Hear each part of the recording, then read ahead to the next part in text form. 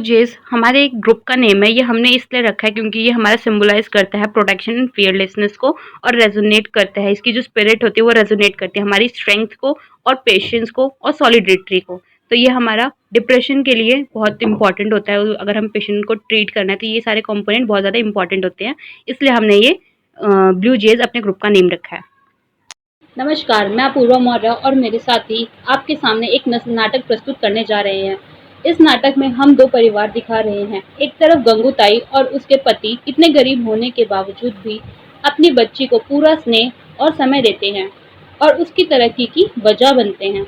वहीं दूसरी ओर सक्सेना परिवार अपने बच्चे की फीलिंग को नहीं समझ पाते हैं और उसके मानसिक तनाव यानी कि डिप्रेशन उसके डिप्रेशन की वजह बनते हैं।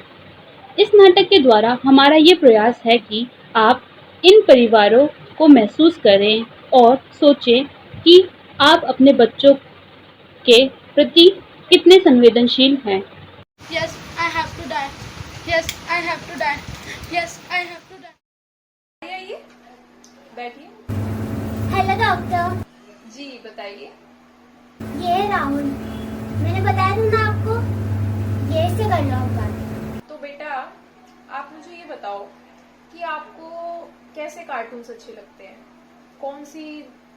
किस तरीके के आपको इस टाइम कौन से आपको कार्टून्स अच्छे लगते हैं? मुझे फ्रेंड्स पसंद है। ओके, तो फ्रेंड्स आपका फेवरेट सीरियल है। ओके, आपको डर लगता है कुछ सीरियल में देखते हो? आपको कुछ रियल लाइफ में भी कुछ डर लगता है किसी चीज से? हाँ, मुझे डर लगता है। ओके, आपको डर लगता है। ओके, और आपको कभी राहुल बहुत ज्यादा दुखी महसूस होता है?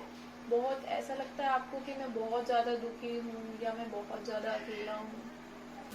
I am sad and lonely. Suppose आप अपनी स्कूल के गेट पर पहुंचते हैं तो आपको कैसा लगता है? गेट को देखकर आपको कैसे ख्याल आते हैं कि आज मुझे टीचर मारने वाली है या आज मैं अच्छे से पढ़ाई करूंगा? क्या ख्याल आते हैं आपको? मैं स्कूल नहीं जाना चाहता। मैं जब भी स्कूल का गेट देखता हूँ तो लगता है कि यहाँ से बहुत दूर भाग जाऊँ। मैं अकेला रहना चाहता हूँ, सिर्फ अकेला। ओके राहुल, बेटा आप थोड़ी देर बाहर वेट कीजिए। मैं अभी मम्मी पापा से थोड़ी देर बात कर लेती हूँ, ठीक है? Okay ma'am. Okay, so what was the first incidence जब से आपको लगता है कि राहुल को कुछ तकलीफ है, राहुल को डॉक्टर को दिखाना चाहिए? What was the first incidence?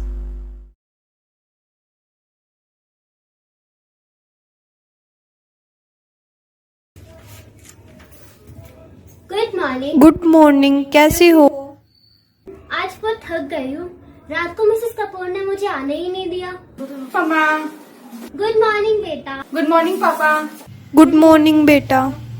Mama, please make some breakfast for me. I am getting late for school. Where is Gangutai? Tell her to make some breakfast.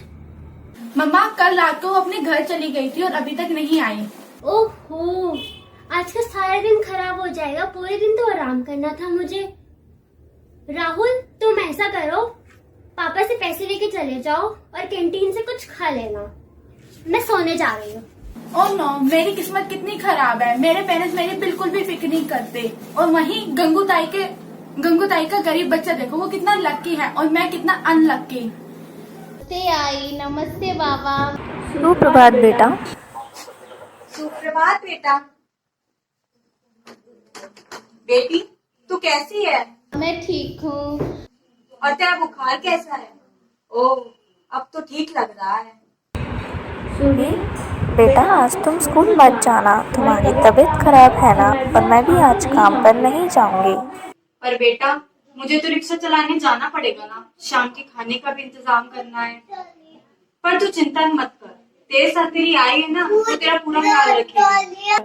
पर आई, अब मैं बड़ी हो गई हूँ बाबा, मैं अपना ध्यान खुद रख सकती हूँ। नहीं बेटी, तबीयत ठीक है तो सब ठीक है, और तू चिंता मत कर। तेरी आई है तेरे साथ, तू अपनी आई के साथ दवा खाने जा और दवाई लेकर आ, ठीक है? ठीक है बाबा। लो चाय बन गई, चाय पी लो। सुरभि बेटा चाय पी लो। अभी आई 2 मिनट। सुनो, आज मुझे पैसों की सख्त ज़रूरत है। तुम थोड़ा ज़्यादा रिक्शा चलाना, मैं भी कुछ देखती हूँ। ठीक है, आज थोड़ा ज्यादा रिक्शा चलाऊंगा। हाँ, अरे हाँ, दवा खाने से आते वक्त दूध जरूर लेकर आना। ठीक है। गुड इवनिंग पापा। गुड इवनिंग बेटा। आज तो मेरा स्कूल का दिन कितना अच्छा था। शायद मेरे स्कूल फ्रेंड मेरे लिए सरप्राइज प्लान कर रहे हैं क्योंकि कल मेरा बर्थडे है। आज मैं कितना खुश हूँ। लेकिन मुझे बहुत भूख लगी है। काश मम्मा घर पर होती। Madam, madam. हाँ आंटी। राहुल बाबा, मैडम घर पर है क्या? नहीं आंटी, मेरी मम्मा तो बाहर गई है। राहुल बाबा, आप मैडम को बता दोगे क्या? मैं 2 दिन नहीं आ पाएगी। वो मेरी बेटी है ना, उसकी तबीयत खराब है और उसका जन्मदिन भी है, तो मुझे इसके साथ रहना पड़ेगा। आपकी बेटी को क्या हुआ? वो ठीक तो है ना? चिंता न करो राहुल बाबा, उसे बस थोड़ा सा बुखार है और खांसी भी है। ठीक है आंटी, जब मेरी मम्मा आएगी तो मैं उन्हें बता दूंगा। आप जाकर अपनी बेटी का ख्याल रखें। थैंक यू राहुल बाबा। देखो वो अपनी बेटी के लिए कितनी केयरिंग है। उससे कितना प्यार करता है। और यहाँ मेरे मम्मी पापा जो हमेशा पूरी तरह बिजी रहते हैं और मेरे को बिल्कुल टाइम ही नहीं देते। दो says poor but rich by heart. Parents तो गंगूताई की तरह होने चाहिए। Oh, hello, Mrs. Rathi. I'm fine. And you? At that day, I was so busy. Yeah. Good afternoon mama. Good afternoon, beta. No. I'm not talking to you. I'm talking to my son. Yeah. Okay, I will try to come. Okay, see you. मम्मा, आज मेरे maths के teacher ने मुझे बहुत सारा homework दिया है। क्या आप मेरी हेल्प कर दोगे? बट बेटा, आपको पता है ना मैं कितना बिजी रहती हूँ। मेरे पास बिल्कुल भी टाइम नहीं है। मैं ऐसा करती हूँ, आपके लिए मैथ्स का ट्यूटर अरेंज कर देती हूँ। मम्मा, I do not want any tutor. आप ही मेरी हेल्प कर देना ना। बट बेटा, please try to understand me please. Good evening पापा। गुड इवनिंग बेटा। क्या मुझे पापा से अपने बर्थडे के बारे में पूछना चाहिए? कल मेरा बर्थडे है। क्या हुआ राहुल? पापा, कल मेरा बर्थडे है। ओह, मैं तो भूल ही गया था। कल मेरे बेटे का बर्थडे है। आओ बैठो राहुल, बताओ क्या गिफ्ट चाहिए मेरे बेटे को कल? पापा, आई do not want any gift. मुझे बस आपका टाइम चाहिए। प्लीज मेरे से थोड़ा टाइम स्पेंड करो। Oh, time. But you know Rahul that I don't have time. एक काम करो, ये लो पैसे और अपने दोस्तों के साथ एंजॉय करो। पापा, मैं आपसे कुछ पूछना चाहता हूँ। पूछो। आप एक दिन में कितना कमा लेते हो? ये कैसा सवाल है राहुल? मम्मा, प्लीज पापा को बोलो ना। अरे बता क्यों नहीं देते जब ये आपसे पूछ रहा है? ओ सुनो, जैसा कि तुम जानते ही हो कि मैं बिजनेस करता हूँ। कभी कभी दिन के 5,000 10,000 भी कमा लेता हूँ। कभी कभी थोड़े ज्यादा भी हो जाते हैं। नहीं आता हूँ।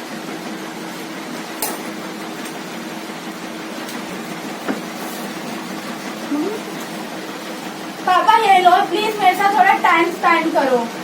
ठीक है, इट्स माय बर्थडे। मम्मा, please some time with me, it's my request. But बेटा, आपको पता है ना मेरे पास बिल्कुल भी टाइम नहीं है। कल मुझे ब्यूटी कॉन्टेस्ट के लिए जाना है। Better luck next time. मम्मा पापा, आपके पास मेरे लिए बिल्कुल भी टाइम नहीं है। मुझे अकेला छोड़ दो। नमस्ते बाबा। कैसी है सुरभि? और बुखार उतर गया तेरा? हाँ बाबा। गंगू, कल सुरभि का जन्मदिन है। लोग अपने बच्चों को बड़े बड़े तोहफे देते हैं। मैं अपनी बेटी को क्या दूं? मैं तो अपनी बच्चे के लिए खीर और पूड़ी बनाऊंगी, उसे बहुत पसंद है ना। पर मैं उसे क्या तोहफा दूं? मेरे पास तो खुद देने के लिए पैसे ही नहीं है। और आजकल लोग भी तो मोटर रिक्शा में बैठना पसंद करते हैं। साइकिल रिक्शा में तो कोई बैठता ही नहीं है। क्या करूं मैं? ठीक कहते हो, काम तो करना पड़ेगा ना, और कर भी क्या सकते हैं। अच्छा, तुम्हें पता है हमारी बेटी परीक्षा की तैयारी कर रही है। परीक्षा? कैसी परीक्षा? पता नहीं, कह रही थी कोई साइंस की परीक्षा है। फिर क्या होगा? अरे पास हो गई ना तो नासा जाएगी। नासा। नासा? ये कहाँ है? सुरभि बता रही थी अमेरिका में है। अमेरिका में? फिर तो हम इतनी दूर से कैसे भेजेंगे और इतने पैसे कहाँ से लाएंगे? मुझे अपनी बच्ची पर पूरा विश्वास है। मैं उसके लिए खूब मेहनत करूंगी पर उसकी पढ़ाई में कोई कमी नहीं आने दूंगी। अगर ऐसी बात है तो मैं अपनी बेटी के लिए पूरी मेहनत करूंगा, दिन रात मेहनत करूंगा, लेकिन अपनी बेटी की पढ़ाई में कोई कमी नहीं आने दूंगा। चलो खाना भी बन गया। सुरभि बेटा खाना खा लो। आई 2 मिनट, एक गणित का सवाल हल करके आती हूँ। बेटा पहले खाना खा लो, ठंडा हो रहा है। हे भगवान, मेरी बेटी कितनी मेहनती है, दिन रात पढ़ती रहती है, इसके सारे सपने पूरे करना एक तेरा ही आसरा है, वरना कौन सुनेगा इस गरीब की। चल राहुल फुटबॉल खेलते हैं। यार मुझे नहीं खेलना फुटबॉल, मेरा सच में मन नहीं है। तुझे तो फुटबॉल खेलना बहुत पसंद है, इसके लिए तो तू कभी मना नहीं करता है। ठीक है चलते हैं खेलने। राहुल तुझे हो क्या गया है, तू अच्छे से क्यों नहीं खेल रहा है? क्या था, मुझे नहीं खेलना, मेरे को बिल्कुल मजा नहीं आ रहा, तुम ही खेलो। राहुल बाबा स्कूल से आ गए? हाँ ताई मैं आ गया। चलो आप हाथ मुंह धो लो, मैं आपके लिए खाना लगा देती हूँ। नहीं ताई मुझे भूख नहीं लगी। क्या हुआ राहुल बाबा, आप हमेशा खाने के लिए मना कर देते हो। मुझे सच में भूख नहीं है, मैं अपने कमरे में जा रहा हूँ। राहुल आज फिर तुमने होमवर्क नहीं किया? सर मैं भूल गया। राहुल तुम्हें हो क्या गया है, फिर से इतनी सिली मिस्टेक? तुम तो मैम में बहुत अच्छे थे। सर मुझे नहीं लगता कि ये मुझसे होगा, मैं अपनी पूरी कोशिश कर चुका। तुम ठीक से कंसंट्रेशन नहीं कर रहे हो, बस बेकार के बहाने बना रहे हो। मेरा साइंस क्विज कंपटीशन भी आ रहा है और ये है उसका फोन। मुझे नहीं लगता इस बार मैं इसे जीत सकता हूँ। क्या ये मुझे इसमें पार्टिसिपेट लेना चाहिए? मम्मी पापा को भी बताने का कोई फायदा नहीं है, उनके पास तो मेरी हेल्प करने का टाइम ही नहीं है। उन्हें कोई फर्क नहीं पड़ता कि मैं पार्टिसिपेट करूँ या ना करूँ, जीतूँ या हारूँ। आई क्या कर रही हो? आई तेरा इंतजार कर रही थी मेरी बच्ची। आज तेरा जन्मदिन है ना, इतनी प्यारी लग रही है, किसी की नजर न लगे। सुरभि देख, आज तेरा जन्मदिन है ना, देख मैं तेरे लिए क्या लाया हूँ। हाँ बाबा, किताब? अरे मेरे फेस्ट की किताब, इसकी तो मुझे बहुत जरूरत थी बाबा। इसलिए तो मैं लाया हूँ, मुझे तो तेरी आई ने बताया था तुझे इस किताब की बहुत जरूरत है। धन्यवाद बाबा।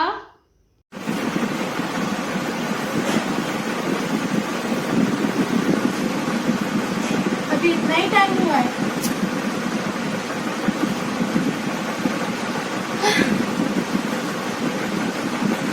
अभी तो 3 ही बजे हैं। मुझे नींद क्यों नहीं आ रही?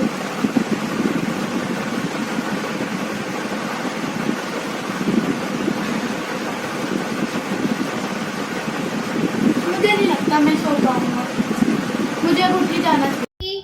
आई मैं स्कूल में पहले नंबर पर आई हूँ और मुझे ट्रॉफी भी मिली है। आई तो कमाल ही कर दिया मेरी बच्ची। हे भगवान तूने गरीब की सुन ली। तेरे बाबा दिन रात रिक्शा चलाते हैं और उनका बस एक ही सपना है, तू बस कामयाब हो जाए।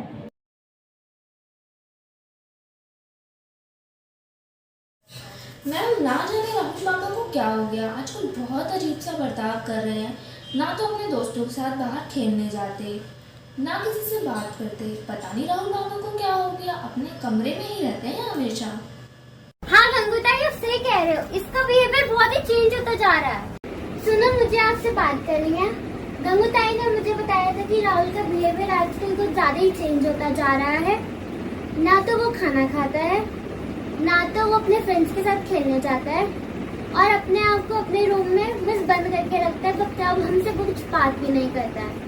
हाँ ठीक है, अगर तुम मैं कह रही हो तो हम डॉक्टर से एक बार कंसर्न कर लेंगे। मैम आइए। Good evening ma'am. नमस्कार, आइए आइए बैठिए। आप सब बैठिए, मैं चाय बनाती हूँ। नहीं चाय मत लाइए, आप इसे ले लीजिए। आप पानी ले आइए। अभी लाए। आपकी बेटी ने इंटरनेशनल एग्जाम पास किया, जिसमें कि उसने हमारे स्कूल का भी नाम रोशन किया और राज्य सरकार द्वारा आपकी बेटी को नासा जाने का मौका मिल रहा है। ये तो इसकी मेहनत का फल है। बेटी ने इतना बड़ा काम कर दिया, मुझे तो पता ही नहीं था ये इतनी बड़ी परीक्षा है। लेकिन मैं इसे वहाँ कैसे भेज सकता हूँ? अरे आप चिंता मत कीजिए, राज्य सरकार इसको स्कॉलरशिप दे रही है, जिससे कि इसका वहाँ पे रहने का, खाने पीने का, यहाँ तक कि पढ़ाई का भी खर्चा राज्य सरकार ही उठाएगी। बस आप इसको अमेरिका भेजने की तैयारी कीजिए। मैं कौन हूँ इसे भेजने वाला? ये तो इसकी काबिलियत है।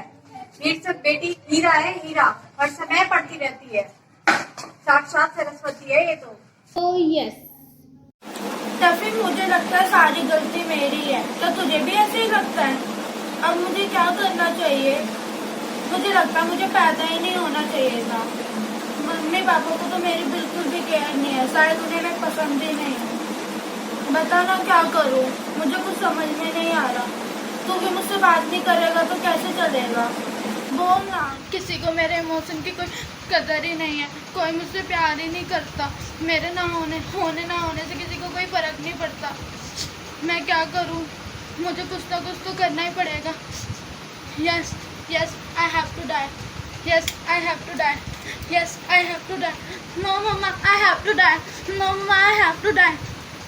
नो बेटा, no, you can't do this. No no बेटा। ओके।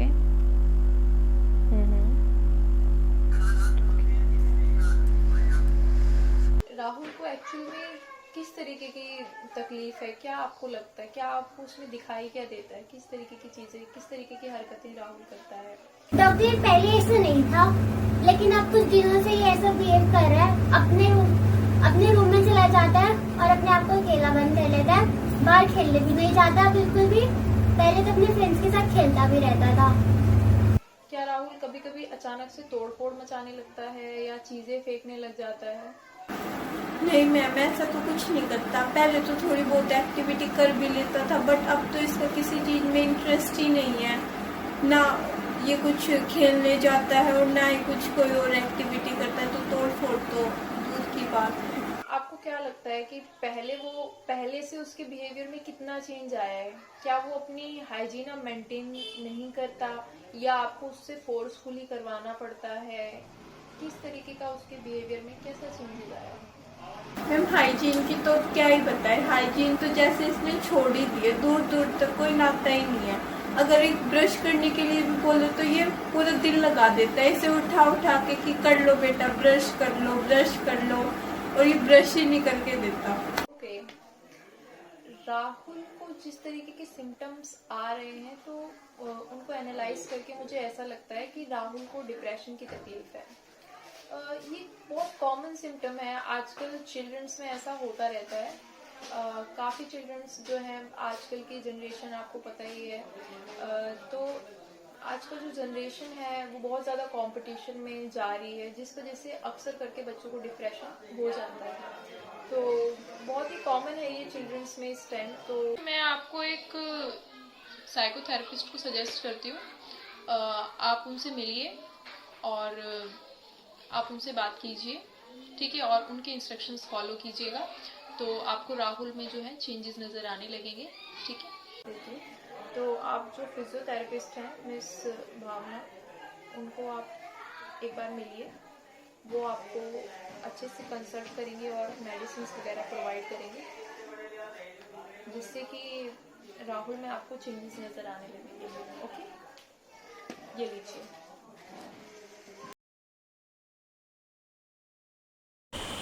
Good morning.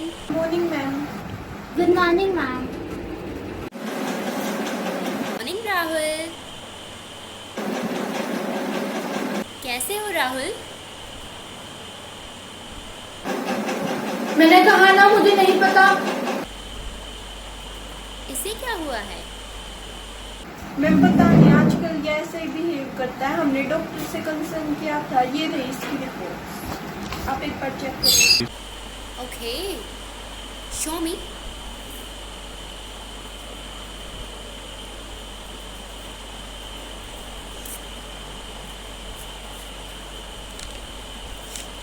आप लोग बाहर वेट कीजिए, let me talk to Rahul.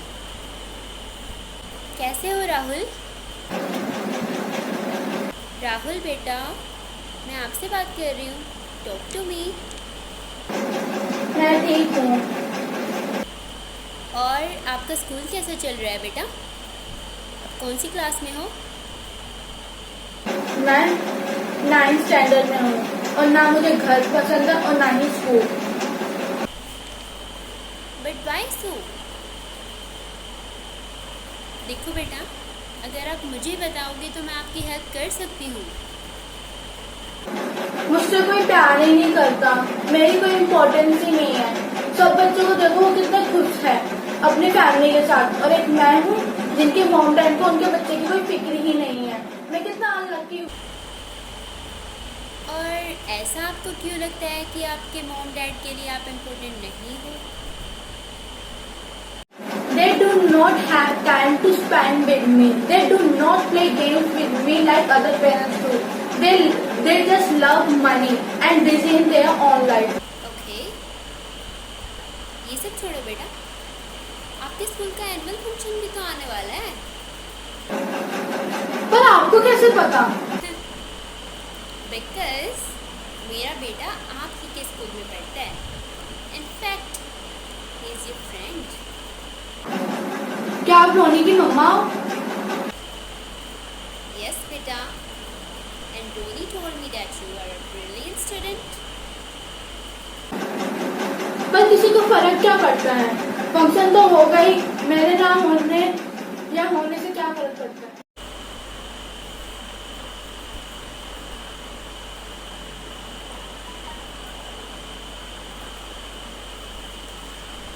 Okay okay बेटा, अब आप बाहर जाइए और मम्मा पापा को अंदर भेजिए।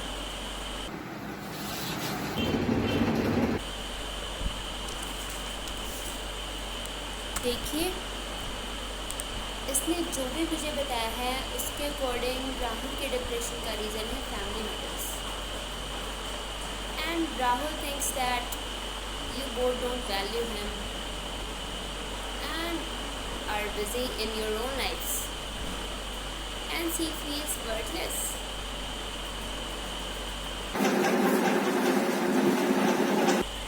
देखो बेटा, आपके पेरेंट्स आपसे बहुत प्यार करते हैं, just like every other parent, and वो जो भी कर रहे हैं, इतना हार्ड वर्क कर रहे हैं, अर्निंग्स कर रहे हैं, तो आप ही के लिए बेटा। They are really very concerned about you. They are really concerned about you and your future. They really love you बेटा।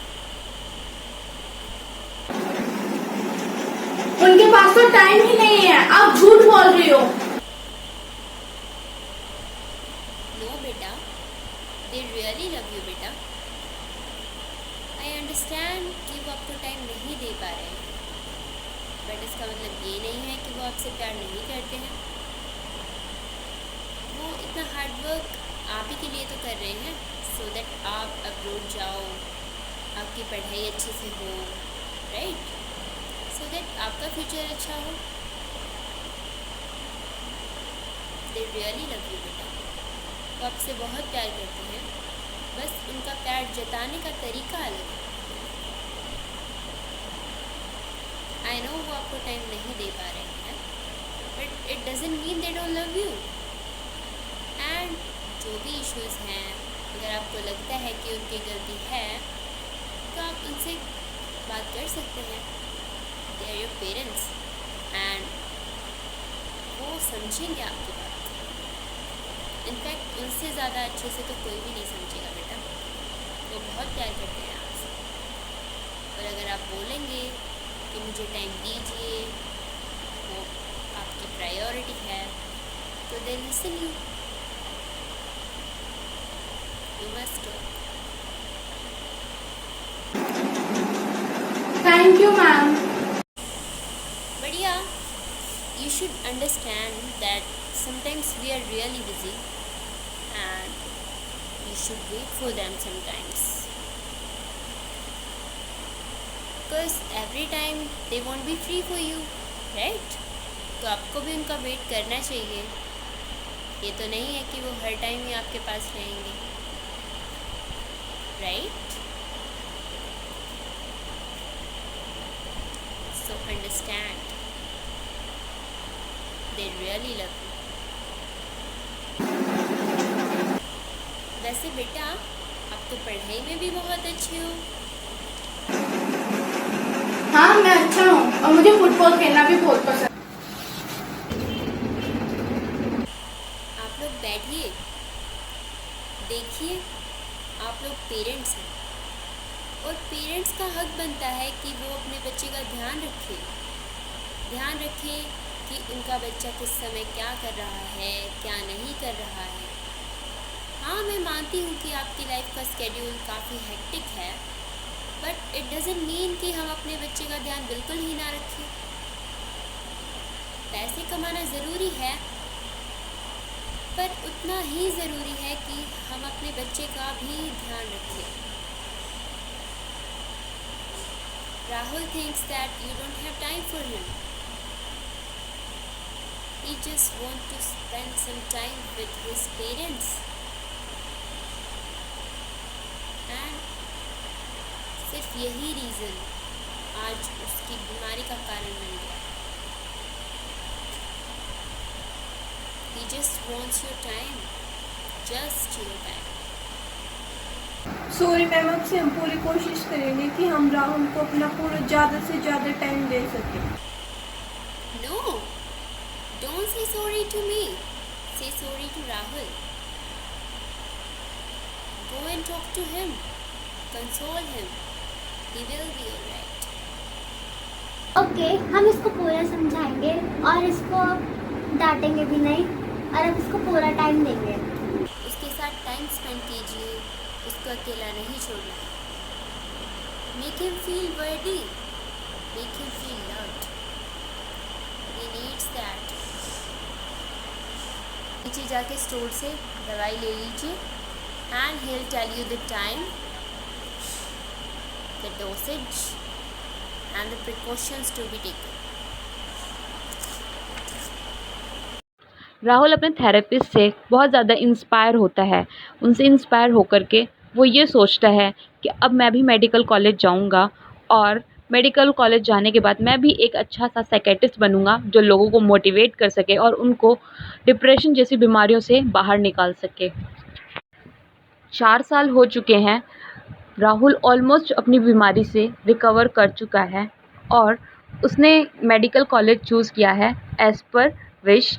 एंड राहुल अब अपनी सेकेंड ईयर में है और देखते हैं आगे उसके मेडिकल कॉलेज का scene.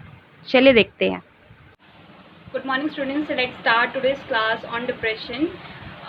As you all are familiar with this word depression, nowadays people are using this word most frequently, even in a small stressful events they're talking about I'm suffering from depression and all.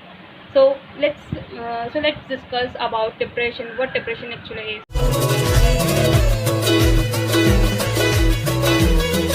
Depression is a mood disorder that causes a persistent feeling of sadness and loss of interest.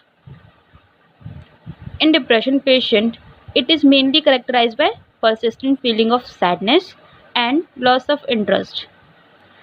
Depression is also called as major depressive disorder. हम depression को 2 अलग नामों से भी जानते हैं, major depressive disorder और clinical depression. Depression कैसे अफेक्ट करता है एक नॉर्मल पर्सन की? डिप्रेशन क्या करता है, हमारी फीलिंग्स को, हमारे थिंकिंग को एंड इवन हमारे बिहेवियर तक को अफेक्ट करता है, जिसकी वजह से क्या होता है, हमें फिजिकली एंड इमोशनली प्रॉब्लम्स देखने को मिलती हैं।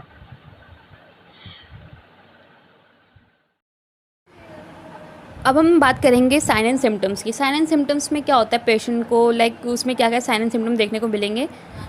तो सबसे पहले पॉइंट में आता है हमारा फीलिंग ऑफ सैडनेस। ये हमारा क्या है, कैरेक्टरिस्टिक है हमारा इस डिप्रेशन टॉपिक का।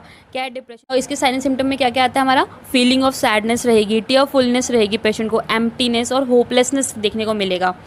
और क्या होगा, पेशेंट को लॉस ऑफ इंटरेस्ट रहेगा और लॉस ऑफ इंटरेस्ट और प्लेजर रहेगा। क्या होगा, मोस्ट और ऑल नॉर्मल एक्टिविटीज़ में क्या होगा, उसका इंसोम्निया रहेगा। और या फिर क्या कहते हैं, पेशेंट क्या करेगा, बहुत ज़्यादा सोएगा या फिर स्लीपिंग टू मच, टायर्डनेस देखने को मिलेगी पेशेंट में, कहते हैं लैक ऑफ एनर्जी देखने को मिलेगा। इवन जो उसका स्मॉल टास्क भी होगा उसमें भी उसको एक्स्ट्रा एफर्ट डालने पड़ेंगे उसको कंप्लीट करने में।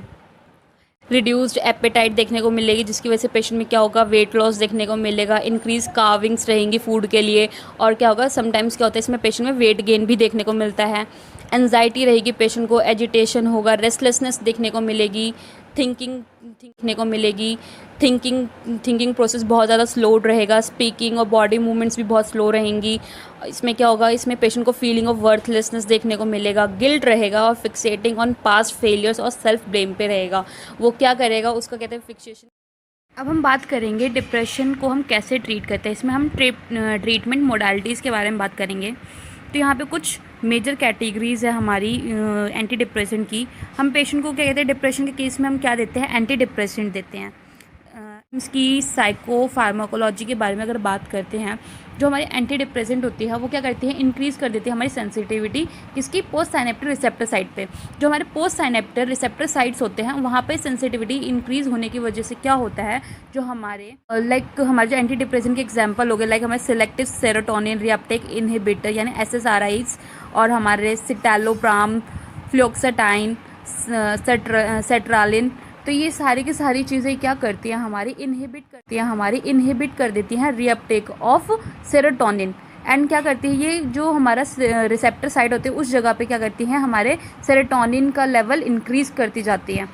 तो और हमारे ट्राईसाइक्लिक क्या करते हैं, ट्राईसाइक्लिक एंटी डिप्रेशन क्या करते हैं, इसका एक्शन ये होता है कि जो हमारा नॉन एपिनेफ्रिन होता है उसका रीअपटेक, इसको क्या करते हैं, इसका रीअपटेक ब्लॉक कर देते हैं उस एरिया पे। जो अगर हमारा जो ब्लॉकेज एरिया है, लाइक हमारी जो रिसेप्टर साइट को क्या करते हैं, वहाँ पर इसका रीअपटेक ब्लॉक करते हैं, और जिसकी वजह से क्या होता है, हमारा नॉन एपिनेफ्रिन और सेरोटोनिन का लेवल इंक्रीज़ होता जाता है। इस केस में हम पेशेंट को MAOIs भी देते हैं। इसकी फुल फॉर्म क्या होती है, monoamine oxidase inhibitor. Monoamine oxidase inhibitor में क्या होता है, जो हमारे मोनोअमाइन ऑक्सीडेज होते हैं ये एक तरह का एंजाइम है जो क्या करते हैं, हमारी बॉडी में न्यूरोट्रांसमीटर्स को क्या करते हैं, रिमूव करते जाते हैं। अगर इनका लेवल बहुत ज़्यादा इंक्रीज़ होता है तो उतना ही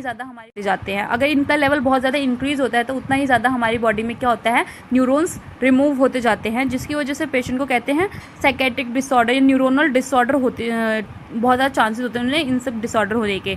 तो हम इस केस में हम क्या करते हैं, मोनोअमाइन ऑक्सीडेज इनहिबिटर्स का यूज़ करते हैं। इनहिबिटर्स से हम क्या करते हैं, मोनोअमाइन ऑक्सीडेज का जो प्रोडक्शन है उसको क्या करते हैं, उन एंजाइम्स के प्रोडक्शन को हम इनहिबिट करते हैं, और उनके इनहिबिशन की वजह से क्या होता है, हमारा जो न्यूरोट्रांसमीटर्स होते हैं जो हमारे MOIs होते हैं वो डिग्रेड करते हैं हमारे कैटाकोलामाइंस को, जो हमारे रीअपटेक कर रहे हैं इन न्यूरोट्रांसमीटर का। तो इन सब चीज़ों के इनहिबिशन से क्या हो रहा है, हमारा ये जो सेरोटोनिन हो गया, नॉन एपिनेफ्रिन हो गया, और हमारे क्या कहते हैं डोपामाइन हो गए, इन सब चीज़ों को क्या हो रहा है, इंक्रीमेंट देखने को मिलता है। तो इन सब की इंक्रीज़ की वजह से क्या होता है, हम पेशेंट को एंटी डिप्रेशन मेडिकेशन देकर के हम पेशेंट को ट्रीट कर सकते हैं। तो एंटी डिप्रेशन का ये हमारा क्या होता है। अब हम बात करेंगे हमारे ट्रीटमेंट मोडालिटीज़ में हमारे इंक्लूड होते हैं फिजिकल थेरेपीज़ भी। इसमें हमारे आते हैं इलेक्ट्रोकन्वल्सिव थेरेपी, लाइट थेरेपी और repetitive transcranial magnetic stimulation. First we will talk about ECT. ECT यानी कि इलेक्ट्रोकन्वल्सिव थेरेपी। इलेक्ट्रोकन्वल्सिव थेरेपी में हम क्या करते हैं, जो पर्सन है उसके ब्रेन पे हम इलेक्ट्रोड्स को पुट करते हैं, उसके थ्रू हम उनसे इलेक्ट्रिकल करंट अप्लाई करते हैं, जिसमें हमारा क्या कहते हैं अफेक्ट होता है हमारे कैटाकोलामाइन हो गए, कैटाकोलामाइन पाथवेज, लाइक हमारे डायनशेफ्लॉन से लिम्बिक सिस्टम के बीच का जितना भी हमारा कैटाकोलामाइन का जो अफेक्ट होता है वो इसमें कहते हैं क्या होता है, अफेक्टेड होता है इसमें। और हमारा इसमें हाइपोथैलेमस भी इन्वॉल्व होता है। तो हम जो ये क्या नाम है, इसमें इलेक्ट्रिकल करंट जो हम एप्लीकेशन कर रहे हैं, इसके थ्रू हम क्या करते हैं, इंड्यूस करते हैं हमारे ग्रैनुलर सीजर को।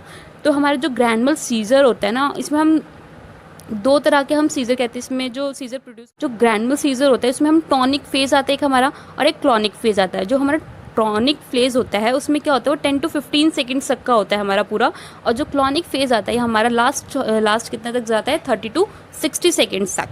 इसका जो 60 सेकेंड्स तक इसका जो क्या नाम है, इसको हम इलेक्ट्रोड्स को हम किस तरीके से पुट करते हैं, लाइक हमारा जो फ्रंटो टेम्पोरल रीजन है वहाँ पुट करेंगे अपना एक इलेक्ट्रोड, दूसरा इलेक्ट्रोड हमारा जाएगा, हमारा डोमिनेंट साइड होगा, जो नॉन डोमिनेंट साइड है लेटरली, उसको वहाँ पे पुट करेंगे। तो इसके थ्रू हमारा क्या होता है, ये पूरा प्रोसेस चलता रहता है। और इसे हम जो हमारे ECT होते हैं, not only it is use in depression, it is also use in like severe catatonia के केस हो गया हमारा, उसमें उसकी फंक्शनली कहते जो इफेक्ट उसके केस में हम यूज़ करते हैं। सीवियर साइकोसिस के केस में, लाइक हमारा सिजोफ्रेनिया या फिर मेनिया के केसेस में भी हम ECT का यूज़ करते हैं। और अदर तरह के जो हमारे ऑर्गेनिक मेंटल डिसऑर्डर्स होते हैं, हम उसमें भी हमारा अपना ECT का यूज़ करते हैं। Next is light therapy. Light therapy के दूसरे नाम से भी जाना जाता है, लाइक हमारा फोटोथेरेपी, इसे हम फोटोथेरेपी के नाम से भी जानते हैं।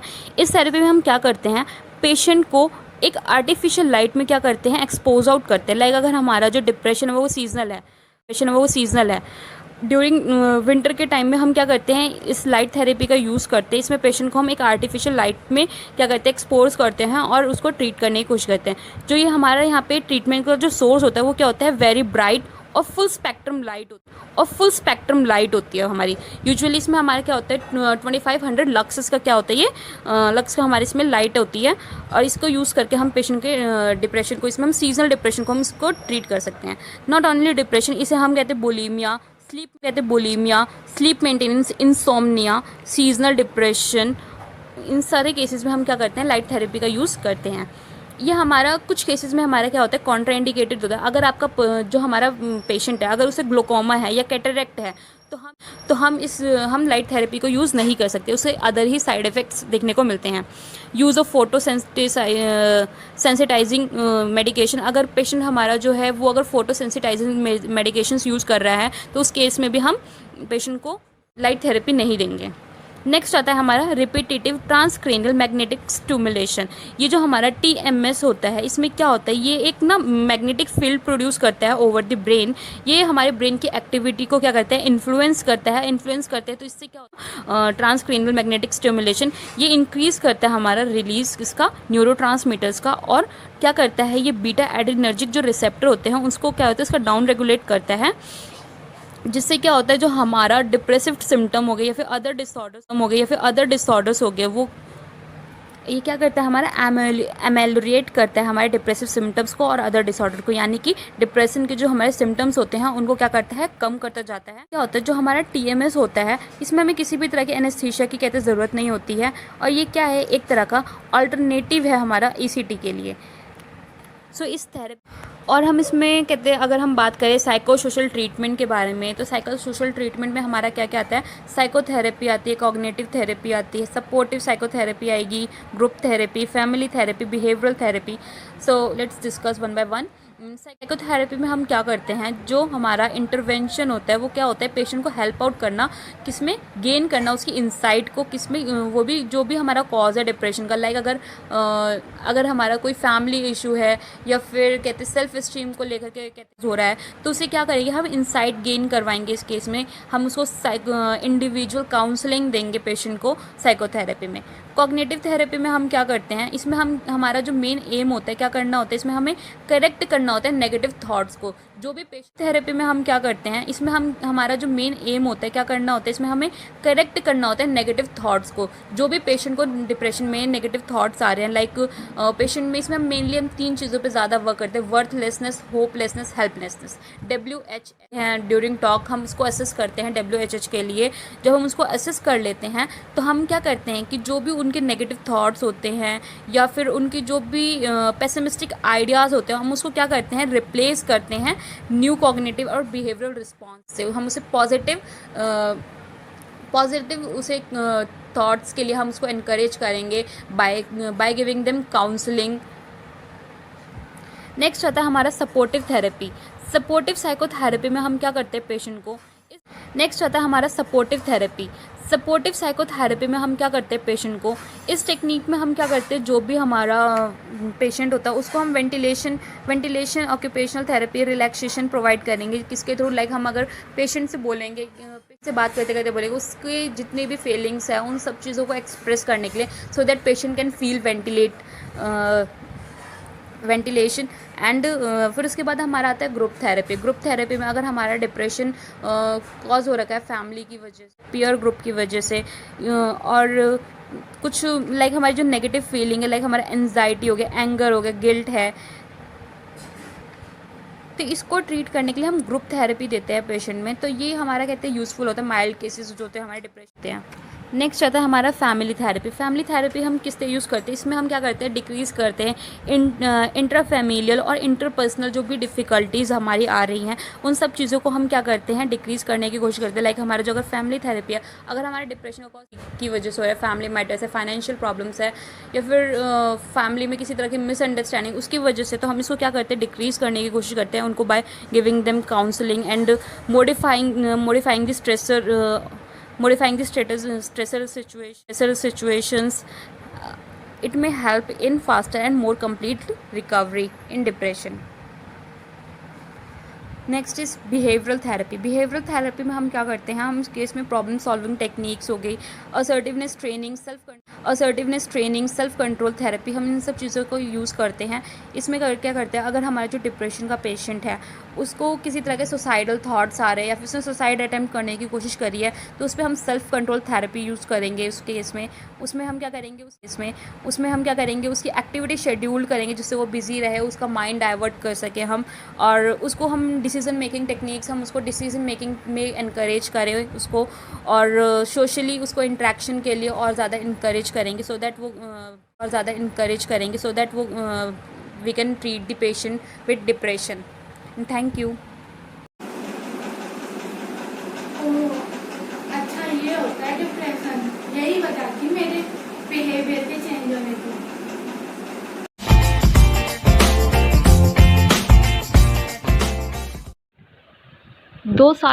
दो साल बीत गए और राहुल की मेडिकल की पढ़ाई पूरी ख़त्म हो चुकी है। अब वो एक खुद साइकेट्रिस्ट है।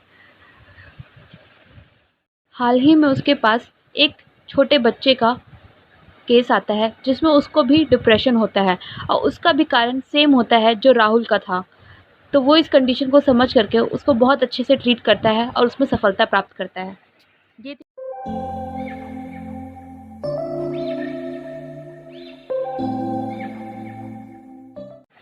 ये थी हमारी हैप्पी एंडिंग। Thank you.